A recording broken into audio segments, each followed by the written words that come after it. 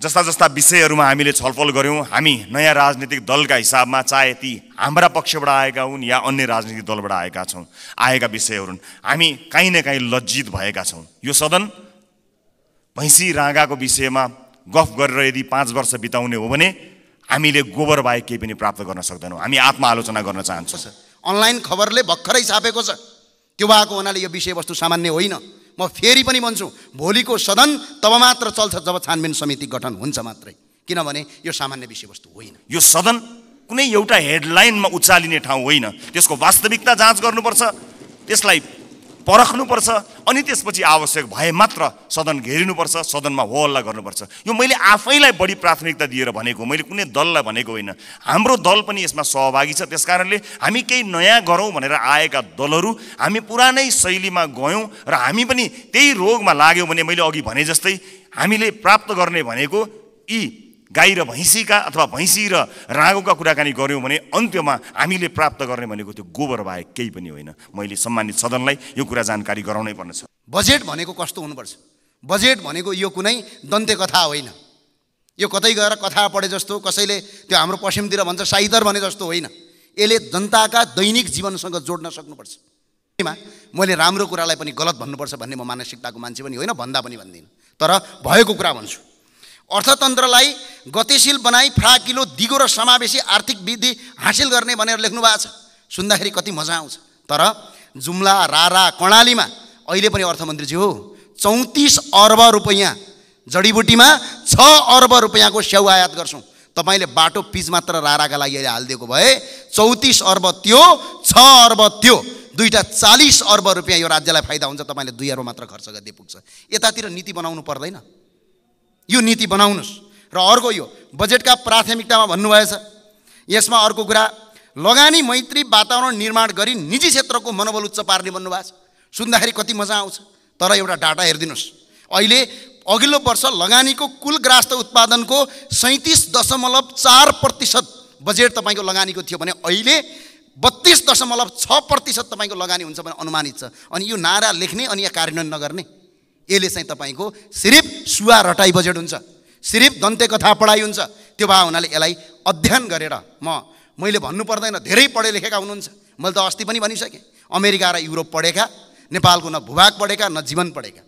आलुमा र तपाईँको प्याजमा कति पानी लाग्छ भन्ने कुरा ज्ञान नभएका कारणले आज यो देश बर्बादतिर जाँदैछ। अर्को कुरा म तपाईँलाई भन्न चाहन्छु, कृषि, ऊर्जा र पर्यटन क्षेत्रको विकास भन्नुभएछ उद्देश्यहरूमा बजेटका प्राथमिकतामा।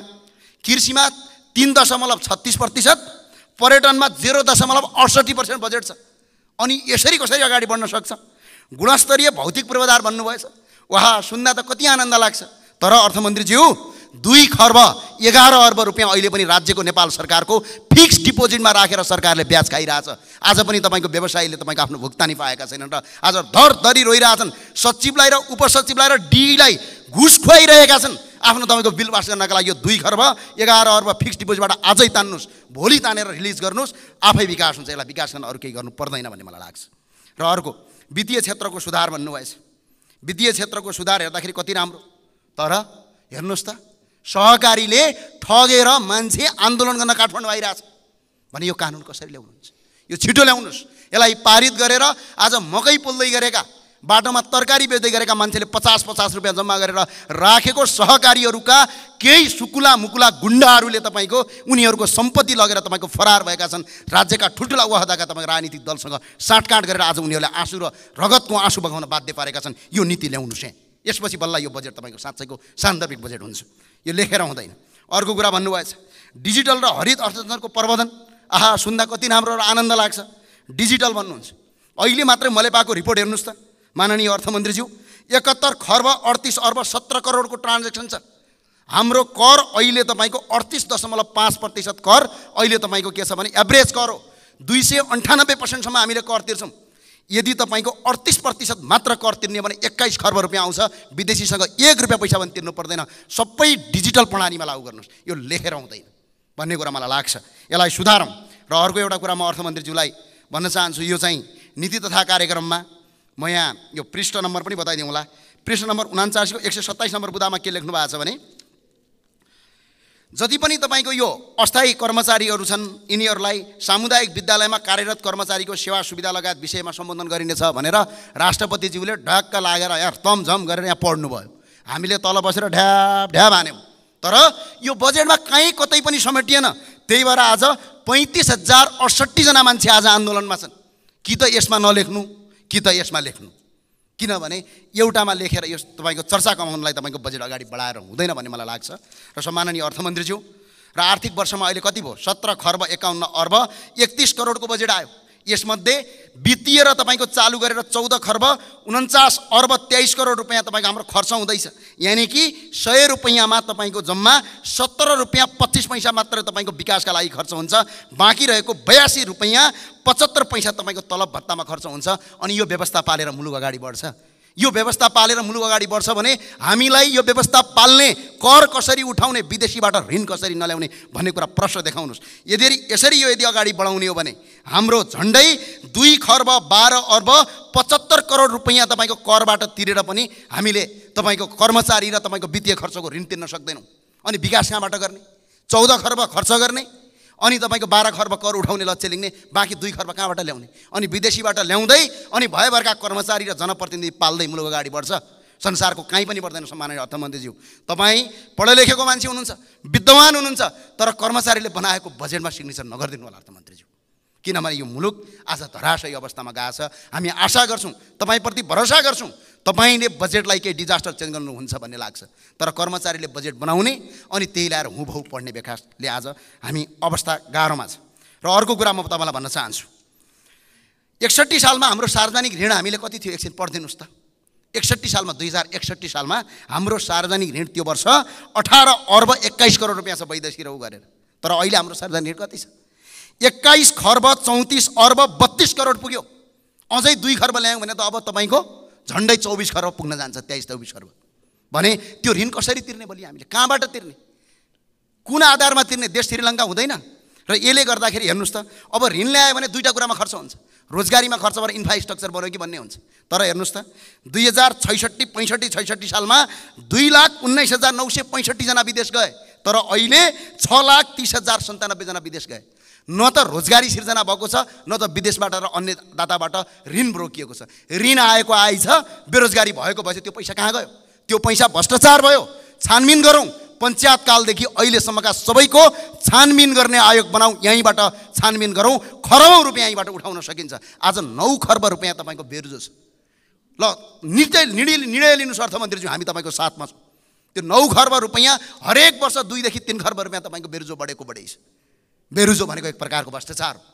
यसलाई न्यूनीकरण गर्नुहोस्। यसले तपाईँको पैसा अगाडि बढाउँछ भन्ने मलाई लाग्छ। र आजसम्म 298% नागरिकले कर तिर्छन्। ल, कर 298 तिर्दाखेरि हामीले के दियौँ नागरिकलाई? प्रहरी कार्यालयमा गयो भने दण्ड हान्छ। सिडिओ हाकिम भएर बसेका छन्। जनताले कर तिरेपछि जनता मालिक होइन, जनतालाई शिक्षा दियौँ, स्वास्थ्य दियौँ, रोजगारी दियौँ, बत्ती दियौँ, पानी दियौँ, रोड दियौँ, केही दिएका छौँ? जनताले कर तिरेपछि सुविधा लिनु पर्दैन? आज तपाईँले कुनै पसलमा गएर 100 रुपियाँको चाउचाउ चाहियो भनेपछि 100 रुपियाँ तपाईँलाई दिएपछि कि त 100 रुपियाँ फिर्ता गर्नु पर्यो कि त चाउचाउ दिनु पर्यो। आज जनताले अरबौँ रुपियाँ हामीलाई करोडौँ रुपियाँ कर तिर्दाखेरि जनताले सुविधा पाउनु पर्दैन? करका दर रेट बढाउने होइन, सुविधा बढाउनुहोस्। जनतालाई कर तिर्नका लागि प्रहरीको डन्डा चाहिँदैन, जनताले आफै कर तिर्छन्। आज अमेरिका, युरोप र दक्षिण एसियाको सबभन्दा बढी कर नेपालमा छ। तर आज स्वास्थ्य उपचार नपाएर प्राइभेट अस्पतालमा जानु परेको छ। यहीँ भएका नेताहरूले अस्पताल र तपाईँको विद्यालयको व्यापार गर्छन्। यो व्यापार बन्द गर्ने नीति ल्याउनुहोस् न। कुनै पनि सांसदले हस्पिटल र स्कुल खोल्न पाउँदैन भन्ने नीति ल्याउनुहोस्। त्यो नीति ल्याएपछि बल्ल तपाईँको निःशुल्क गर्न सकिन्छ भन्ने मलाई लाग्छ। अब कृषि प्रधान देश भन्नु बडा गजब लाग्छ मलाई। कृषिमा कति छुटाउनु, के गर्नुभयो? आज 4 खर्ब रुपियाँको हामीले कृषिको सामग्री आयात गर्छौँ। एउटा नीति बनाइदिनुहोस् न। कसले सिकाएको छ? हामी तपाईँकै साथमा छौँ सबै। एउटा नीति बनाउनुहोस् त। भारत र अन्य मुलुकबाट आउने हरियोजन्य तरकारी, केरा, स्याउ, आरु, ओखर लगायतका वस्तुहरू नेपालमा उत्पादन हुन्छन्, एक पनि तपाईँको छिर्न दिँदैन भने नीति बनाउनुहोस्। 4 खर्ब रुपियाँ यहीँ हुन्छ। यहीँ किसानले रोजगारी पाउँछन् र मुलुक कायापलट गर्न सकिन्छ। जडीबुटी भारत गइराखेको छ। मुलुकको पहिचान के हुन्? हाम्रो देशको तपाईँको सम्पत्ति के हो? धेरैलाई त सम्पत्ति तपाईँको टाटा कम्पनीका गाडी हुन् कि जस्तो लाग्दो रहेछ। हाम्रो देशको सम्पत्ति पर्यटन हो, कृषि हो, जलविद्युत हो। कृषिमा केही छैन, पर्यटनमा केही छैन। विश्वको वैदिक सनातन सहित र हिन्दू र बुद्धको देश हो। आज केही तपाईँको 1-2% मान्छेका लागि यो देशलाई तपाईँको धर्मनिरपेक्ष बनाएको छ अनि पर्यटकै नआऊ भनेको छ, अनि कसरी देश अगाडि बढ्छ? यसले मुलुकलाई तपाईँको आर्थिक विकासमा अगाडि बढाउन सक्दैन अर्थमन्त्रीज्यू। र अर्को कुरा, मुलुकको पहिचान कसले दिन्छ? हामी नेताले दिन्छौँ जस्तो लाग्छ। जानुहोस् त, हामीले देखिहाल्यौँ त भर्खरै भारत भ्रमणमा कस्तो भयो हाम्रो हालत, बिजोग भयो हाम्रो हालत, देख्यौँ नि हामीले। तर आज खेलाडी र चलचित्रले तपाईँको आज खेलाडीको 0.16% बजेट छ, यसले मुलुकलाई अगाडि बढाउँदैन अर्थमन्त्रीज्यू। मलाई अरू केही छैन, धेरै कुरा गर्नु पनि छैन। यो तपाईँको दन्ते कथा जस्तो किताब पढे जस्तो बजेट नल्याइदिनुहोस्। यो बजेट के फरक भयो त तपाईँ र अरू अर्थमन्त्रीमा? फरक पारिदिनुहोस्, अरू र हजुरमा फरक पारिदिनुहोस्। र आयो, अब यसलाई तपाईँको के गर्न सकिन्छ, अब आउने उपरान्त यस्तो नहोस् र विकासका रूपमा अगाडि बढोस्। र अहिले जाँदा जाँदै भन्छु, छानबिन समिति भोलि नै होस्, होइन भने संसदको नियमित कार्यक्रमहरू अगाडि बढ्न धेरै अप्ठ्यारो पर्छ, किनभने पटक पटक राज्यप्रति यस्तो गर्नु हुँदैन। हस्, धन्यवाद। जय राष्ट्रवाद। सम्माननीय सभामुख महोदय, यस सदनमा हामीले नेपाली जनताका लागि नीतिहरू बनाइरहँदा र विशेष गरेर बजेटमा प्राथमिकताहरू छुट्याइरहँदा हामीले छुट्याएको प्राथमिकताले आम नागरिकको जीवनलाई छुन सकेनछ भने, आम नागरिकको दैनिकीलाई प्रभाव पार्न सकेन भने हाम्रो लागि त्यो दुर्भाग्यको विषय हुन्छ। सरकारले विदेशमा रहेका नागरिकका लागि पनि अब भोटिङ राइट्स दिने, विदेशमा रहेका नेपाली नागरिकले पनि भोट हाल्न पाउने अधिकारको सुनिश्चितता गर्ने भनेर भन्यो। तर कहाँ छुट्याउनु भयो अर्थमन्त्रीज्यू बजेट? त्यसका लागि लगत सङ्कलन गर्न जानु पर्ला, निर्वाचन आयोग विदेशमा रहेका नेपालीहरूको बारेमा जानकारी लिन जानुपर्छ। त्यसका लागि कहाँ कतै मैले बजेटमा कतै मैले देखिनँ कि, मलाई क्षमा गर्नुहोला, तर त्यसलाई तपाईँले भन्नलाई त भनिदिनु भयो होला, तर प्राथमिकतामा राख्नु भएन। हामी फेरि पनि भन्न चाहन्छौँ, यो देशमा भविष्य नदेखेर, विभिन्न कुरीतिका कारणले, हामीले भोग्नु परेका व्यतिथिका कारणले मुलुकमै केही गरी खाउँ भन्ने अवसर नपाएर बाध्य भएर विदेश बसेका नेपालीहरूले आफ्नो देशको भविष्य छान्न पाउनुपर्छ, भोट हाल्न पाउनुपर्छ। त्यसलाई प्राथमिकताका साथ राखियोस्। म माननीय अर्थमन्त्रीज्यूलाई विदेशमा रहेका नेपालीहरूले मतदान गर्न पाउने अधिकारको सुनिश्चितताका लागि कति बजेट छुट्याउनु भएको छ, के व्यवस्था गर्नुभएको छ, म त्यसको लागि पनि जवाफ चाहन्छु। र जिल्ला निर्वाचन कार्यालयहरू खारेज गर्ने जस्तो निर्णय, गलत निर्णय सच्याइयोस् भन्ने कुरा पनि म भन्न चाहन्छु। किनभने संवैधानिक निकायहरूलाई, हामीले त्यसका काम कारबाहीहरूलाई यदि ध्यान दिएनौँ, तिनको स्वच्छतामा हामीले प्रश्न खडा गरेनौँ र त्यसलाई सरकारका मार्फत या कुनै मन्त्रालयका मार्फत ल्याएर राखिदियौँ भने त्यो साँच्चै नै दुर्भाग्यपूर्ण हुनेछ। त्यसकारणले यसलाई पनि पुनर्विचार गरियोस्। खर्च कटौतीका नाममा हरेक विषयलाई त्यसको गम्भीरता, त्यसको महत्त्व नबुझिकन गरियो भने त्यो साँच्चै नै दुःखद हुनेछ। म सम्माननीय सभामुख मार्फत यो ध्यान आकर्षण गर्न चाहन्छु। र अहिले बजारमा देखिएको वित्तीय सङ्कट, आम नागरिकले भोगेको वित्तीय सङ्कटलाई सम्बोधन गर्ने र त्यसमा उत्साह छर्ने किसिमका कुनै पनि कार्यक्रमहरू हामीले देख्न सकेनौँ। आज एकपछि अर्को सटरहरू बन्द भएका छन्। आज कयौँ व्यापारी व्यवसायीहरू बैंकको चर्को ब्याज तिर्न नसकेर कयौँ व्यापारी व्यवसायीहरू आत्महत्या गर्ने अवस्थासम्म पुगेका छन्। मेरै निर्वाचन क्षेत्रमा शङ्कर कणेलले आत्महत्या गर्नुभयो र उहाँको सुसाइड नोटमा लेखिएका कुराहरू गम्भीर छन्। यस्ता धेरै समस्याहरू देखिएका छन्। आज प्रत्येक 3वटा सटरमा एउटा सटर बन्द भएको अवस्था छ। आज सहकारीहरूका कारणले गर्दाखेरि जुन किसिमको बिल्लीबाट मानिसहरूको भएको छ, त्यसलाई सरकारले गम्भीरतापूर्वक सम्बोधन नगर्ने भयो भने धेरै मानिसहरू सडकमा आउन बाध्य भएका हुन्छन् र बेवस भएर यो मुलुक छोडेर विदेशमा रोजगारीका लागि जानुपर्ने अवस्था सिर्जना हुन्छ। अनि विदेशमा रोजगारीका लागि जानु पर्दाखेरि विदेशमा भएका हाम्रा राजदूतावासहरूको संयन्त्रले लाखौँको सङ्ख्यामा भएका नेपाली नागरिकहरूलाई सम्बोधन गर्नै सक्दैन। यहाँ केही गरौँ भन्दा गर्न पाएका छैनन्। देशै छोडेर जाँदा परदेशमा पनि दुःख पाएर बसेका छन्। मुलुकको समाजको वास्तविक समस्यासँग हाम्रो नीति, हाम्रो बजेट, हाम्रो कार्यक्रम कसरी अलग हुन सक्छ? सभामुख महोदय, समाजको चरित्रभन्दा, समाजले भोगेको पीडाभन्दा हामीले यहाँ गर्ने डिस्कसन, तपाईँ हामीले गर्ने संवाद कसरी फरक हुन सक्छ? सभामुख महोदय, समाजले भोगेको पीडालाई मलम लगाउन नसक्ने गरी हामीले गर्ने संवादको के अर्थ हुन्छ? सभामुख महोदय, त्यसकारणले म विनम्रतापूर्वक अनुरोध गर्न चाहन्छु सभामुख महोदय मार्फत कि नेपाली जनताको पीडालाई, नेपाली जनताले आज भोगेका समस्याहरूलाई, त्यसलाई महसुस गरेर, त्यसलाई लिपिबद्ध गरेर हामीले बजेटमा ध्यान दिनुपर्छ। र अन्त्यमा आगामी वर्षका लागि हामीले यसो गर्न सक्छौँ कि सानो एउटा सुझाव सहित म बिदा माग्छु। बजेट बन्नुभन्दा 4-5 महिना अगाडि हरेक राजनीतिक दलका अझ विषय विज्ञहरू छन् भने उनीहरूलाई सहभागी गराएर प्राथमिकताका क्षेत्रहरू छुट्याउँ। कुनै पनि राजनीतिक दलले भोट माग्दाखेरि शिक्षा गुणस्तरीय र स्वास्थ्य आम नागरिकको पहुँचमा भनेर हामीले भोट मागेका हौँ नि। हाम्रो घोषणापत्रमा, हाम्रा वाचापत्रमा बाकाइदा लेखिएको छ नि। नेपालको संविधानले पनि त्यो अधिकारलाई सुनिश्चित गरेको छ नि। भनेपछि के सत्तापक्ष के विपक्ष कसैको विमति होला र? हामीले कस्तो शिक्षा नीति बनाउने? आउनुहोस् सबै राजनीतिक दलका साथीहरू एक ठाउँमा उभियौँ र एउटा साझा शिक्षा नीति सरकारलाई हामीले रेकमेन्ड गरौँ। किनकि तपाईँले भोट माग्दा पनि नेपाली जनतालाई राम्रो शिक्षा दिन्छु भन्नुभएको हो, मैले भोट माग्दा पनि नेपाली जनतालाई राम्रो शिक्षा दिन्छु भनेको हो। अनि यहाँ राजनीति कसरी भयो? तपाईँको जिल्लाका बाटोहरूमा भोट हालेपछि अब तपाईँ यहाँ कुनै नेताको जिल्ला अथवा गाउँठाउँमा बाटो पुर्याएर भोट माग्ने दिनको त अब अन्त्य गर्नुपर्छ हजुर। सिङ्गो देशलाई हेर्नुपर्छ। अब त त्यसरी चल्दैन बाँडेर। यो नागरिकको स्वास्थ्यका लागि आवश्यक पर्ने हेल्थ केयर बिल कस्तो हुनुपर्छ? सबै राजनीतिक दलका 101 छानेर एक ठाउँमा बसौँ बजेट बन्नुभन्दा करिब 4-5 महिना अगाडि र हामी साझा अवधारणा बनाऊ र त्यसमा एउटा कमन कमिटमेन्ट गरौँ। त्यसलाई सरकारको शिक्षा नीति बनाऊ। कोही विपक्षमा हुने छैनन् किनकि सबैको अपनत्व हुनेछ। त्यसै गरी स्वास्थ्यका विषयमा कुराकानी गरौँ, अफोर्डेबल हेल्थ केयरका बारेमा हामी कुराकानी गरौँ र सबै दलका माननीयहरू अझ विषय विज्ञहरूलाई राखेर र आवश्यक परे नागरिक समाजबाट पनि विषयमा विज्ञता हासिल गरेका मानिसहरूलाई ल्याएर यो देशको स्वास्थ्य नीति कस्तो हुन्छ भन्ने कुरामा बहस गरौँ। 5 महिना अगाडि बहस गरौँ र त्यस बहसबाट निस्किएको निष्कर्ष, चाहे त्यो मुखमा त्यो निष्कर्ष निस्किएको भोलिपल्ट सरकार ढलोस्, जसुकैको सरकार बनोस्, सत्ता पक्ष प्रतिपक्ष बनोस्, प्रतिपक्ष सत्ता पक्ष बनोस्, तर त्यो नीति फेल हुनु भएन।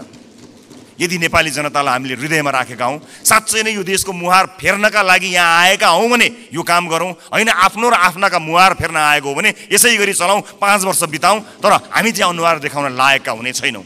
देशको मुहार जस्ताको तस्तै, तर राजनीतिज्ञको मुहार कति धेरै चम्किलो भएको छ हेर्नुहोस् त। किनकि हामीले जनताका मुद्दालाई चुनावका बेलामा मात्र सम्झ्यौँ, चुनाव पछाडि बिर्स्यौँ। म सम्पूर्ण माननीय सदस्यहरूलाई सत्ता पक्ष प्रतिपक्ष जहाँ रहनु भएको छ म सबैलाई विनम्रतापूर्वक अनुरोध गर्न चाहन्छु। नागरिकता विधेयकमा पनि हामीले भन्न खोजेको त्यही हो।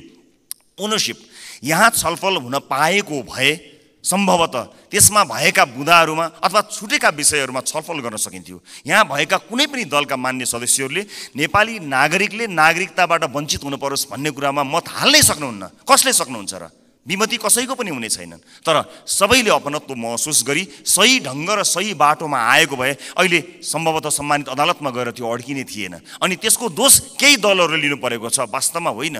नेपाली नागरिकले नागरिकता प्राप्त गर्नुपर्छ भन्ने कुराको विरोधमा, त्यसको विपक्षमा कोही पनि नेपाली हुनै सक्दैन। तर त्यसभित्रको अन्तर्वस्तुमा पछिसम्मलाई सोचेर संवेदनशील विषयहरूमा यो सदन जहाँ नयाँ माननीयहरू र नयाँ राजनीतिक दलका रूपमा हामी पनि आएका छौँ, हामी पनि यसमा सहभागी हुन चाहन्छौँ अनि हामी पनि यो छलफलमा सहभागी हुन चाहन्छौँ, अन्तर्वस्तुमा कुराकानी गर्न चाहन्छौँ र त्यो विधेयकले छुटाएका तर महत्त्वपूर्ण विषयमा हामी योगदान दिन चाहन्छौँ र इतिहासलाई त्यो दस्तावेजमा हामी पनि सही साक्षी हौँ भनेर भन्न चाहन्छौँ। हामी पक्षमा छौँ। हामी जन्मसिद्ध नेपाली नागरिकहरूले नागरिकता पाउनुपर्छ भन्ने कुराको पक्षमा छौँ। हामी सम्पूर्ण योग्य नेपाली नागरिकहरूले नागरिकता पाउनुपर्छ भन्ने कुराको पक्षमा छौँ। हामी त्यो बहसमा सहभागी हुन चाहन्छौँ र पछिसम्म यो मुलुकलाई हित हुने विषयमा सहभागी मात्र हुन चाहन्छौँ। सम्मानित सदनमा आज मैले यति कुराहरू राखेँ। मलाई विश्वास छ हामीले गरेका बहसहरू केवल बहसका लागि होइनन्। हामीले भनेका यी शब्दहरू, हामीले प्रकट गरेका हाम्रा धारणाहरू केवल यतिकै एउटा धारणा राख्नलाई गरिएका विषयवस्तु होइनन्।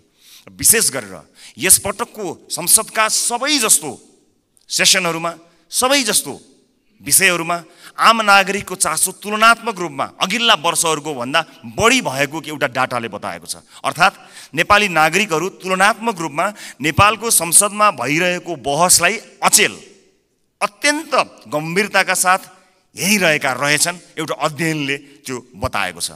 यस्तो चासोको विषय बनेको यो सदन हाँसोको विषय नबनोस्, महत्त्वपूर्ण निर्णयहरू आउन सकुन् र एक अर्कामा सहकार्य गर्दै संसदीय मर्यादालाई कायम राख्दै बहसहरू कायम गरेर मुलुकका लागि केही चिज दिन सकियोस् र यो 5 वर्षमा जसरी भनिन्छ नि हामी हाम्रो जीवनको 5 वर्षलाई पल्टाएर हेऱ्यौँ भने 5 वर्ष अगाडि हामी कहाँ थियौँ र 5 वर्ष पछाडि हामी कहाँ छौँ भन्ने कुरा हामी सजिलै हेर्न सक्छौँ। व्यक्तिको जीवनमा 5 वर्षको धेरै ठुलो महत्त्व हुन्छ, देशको जीवनमा पनि त्यो 5 वर्षको अझ धेरै महत्त्व हुन्छ। त्यसकारणले हामी यो सदनको जब अन्तिम दिनमा यहाँ बोल्नेछौँ, अघि मैले भने जस्तै हामीले विशेष गरेर देशको टड्कारो समस्यामा रहेका नागरिकको स्वास्थ्यमा यो 5 वर्ष सदनभित्र आएर हामीले के गर्यौँ त्यो भन्न पाइयोस्, त्यसपछि निर्वाचित हुने मान्यज्यूहरूलाई बुझाउन पाइयोस् हामीले यो देशका लागि यति गर्न सक्यौँ, बाँकी तपाईँको जिम्मा भन्न सकियोस्। अघिल्लो सदनले हामीलाई के बुझायो?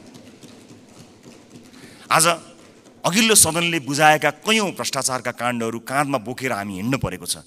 त्यसको निराकरण गर्नुपर्दाखेरि यहाँ एउटा दलको नाम आयो भने अर्को दलले विभिन्न बहानामा बार्गेनिङ गरेर त्यसलाई विषयान्तर गर्न खोज्ने हो कि भन्ने आशंका पैदा भएको छ। एउटा विषय उठ्छ, त्यसपछि त्यो विषय सेलाउँछ, अर्को विषय उठ्छ। कता कता आशंका पैदा भएको छ। मैले भनेको थिएँ कि कहीँ पुराना राजनीतिक दलहरू एक अर्काको पोल खुल्ला भनेर आत्तिएका त छैनन्, विषयान्तर गर्न लागिरहेका त छैनन्। हामीलाई डर भएको छ।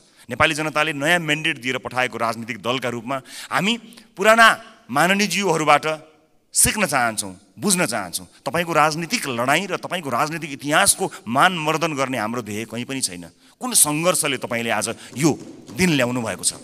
हामी त सजिलै राजनीतिमा आयौँ। साँच्चै भन्नुपर्दा हामीलाई राजनीतिमा त्यो सङ्घर्ष गर्नु परेन। तपाईँहरू त राज्यले लखेटेको, राज्यले मार्छु भनेको, भूमिगत बस्नु परेको, जेल जीवन बिताउनु भएको त्यति ठुलो सङ्घर्ष गरेर तपाईँहरूले यहाँ ल्याउनु भएको छ। हामीलाई गर्व छ तपाईँहरूप्रति। तर गर्व गर्न लायक, तपाईँको इतिहासमा गर्व गर्न लायक वर्तमान भइदियोस् भन्ने मात्र हाम्रो चाहना हो। एकअर्काप्रतिको वैमनस्यता, एकअर्काप्रतिको तिक्तता, सम्मानित सदनमा तपाईँहरू उखिरहँदा हामी के हेर्ने, मुस्कुराउने कि ताली पड्काउने कि ढ्याप गर्ने कि मुख छोप्ने, त्यस्तो अवस्था हामीलाई सृजना नगरिदिनु होला। किनकि नेपालको राजनीतिमा तपाईँले दिनुभएको योगदानको हामी कदर गर्न चाहन्छौँ। हामी त्यो पुस्ता बन्न चाहन्छौँ जो अघिल्लो पुस्ताले गरेको राजनीतिक योगदानको उच्च मूल्याङ्कन गर्न सकोस्। तर सम्मानित सदनमा एउटा पार्लिमेन्टको डिग्निटीलाई नै हल्लाइदिने किसिमका गतिविधि हुँदाखेरि कता कता हामीलाई पनि त्यो रोग सरे जस्तो पनि कहीँ दिनमा भयो। हामी त्यो रोग सार्न चाहन्नौँ मान्यज्यूहरू,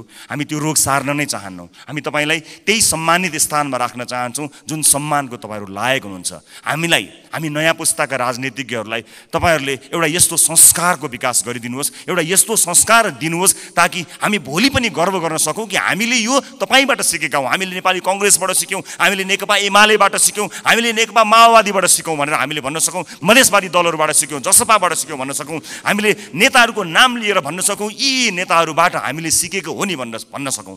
तर हामीले, माफ गर्नु होला, म क्षमा चाहन्छु, पछिल्ला केही गतिविधिहरूलाई हेर्दा हामीले चाहिँ उल्टो कुरा सिक्छौँ कि हामीलाई पो त्यो रोग सर्छ कि भन्ने डर पैदा भएको छ। म सभामुख मार्फत सम्मानित सदनलाई यति भन्न चाहन्छु कि नीति कार्यक्रमहरू बन्दा, कानुनहरू बन्दा र बजेटहरू बन्दा नेपाली जनतालाई मूलधारमा राखियोस्, देशको वर्तमान समस्यालाई मूलधारमा राखियोस्। वैदेशिक रोजगारीले गाँजेको यो देश यसका मूल समस्याहरूलाई मध्यनजर नराखिकन त्यसलाई नजरअन्दाज गरेर आँखा चिम्लिएर कहीँ पनि पुग्न सकिँदैन। त्यसकारणले नागरिकको स्वास्थ्य, नागरिकको शिक्षा र सामाजिक न्यायका पक्षमा उभिन सक्ने बनोस् बजेट, यही भन्न चाहन्छु। र म जाँदै सभामुख महोदय, मैले अघि एउटै दर रेट भएको यो डकुमेन्ट म शीर्ष नेताहरूलाई म उपलब्ध गराउन चाहन्छु। यसले देखाउनेछ 24.37% जुन मैले डाटा प्रस्तुत गरेँ त्यो म अझ स्पष्ट हुने गरी एक-एकवटा प्रमुख राजनीतिक दल र अर्थमन्त्रीज्यूलाई जाँदै हस्तान्तरण गर्नेछु। हस्, धन्यवाद, नमस्कार।